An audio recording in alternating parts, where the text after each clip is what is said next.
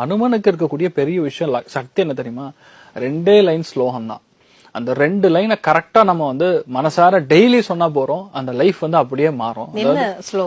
அதாவது எதுக்காக நான் சொல்ல வரேன்னா, கிரகங்கள் எவ்வளவு மோசமாக இருந்தாலும் சரி, லைஃப்ல நம்ம ஜாதகத்துல பார்த்தா இந்த இது சரியில்லை, ராகு கேது சரியில்லை, செவ்வாய் சனி பிரச்சனை, செவ்வாய் தோஷம் இந்த மாதிரி இருக்கு, அதுக்கே எழுதியிருக்கக்கூடிய ஒரு ஸ்லோகம் அது ஆக்சுவலா. அஞ்சனா கர்ப்ப சம்பூதம் குமாராம் பிரம்மச்சாரிணம் துஷ்ட கிரக நிவாசாய ஹனுமந்தம் உபாஸ்மயே. அவ்வளவுதான்.